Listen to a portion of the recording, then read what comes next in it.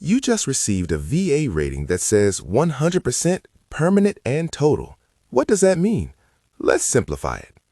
First, 100% means the VA rates your service-connected conditions at the maximum compensation level. It's the highest pay rate, but by itself, it doesn't always mean the rating is permanent. Permanent means the VA does not expect your conditions to improve. In most cases, that means no routine future reexaminations and no scheduled review exams. Your rating is considered stable. Total means you qualify for full disability compensation. When permanent and total are combined, the VA is recognizing your condition on a long-term basis.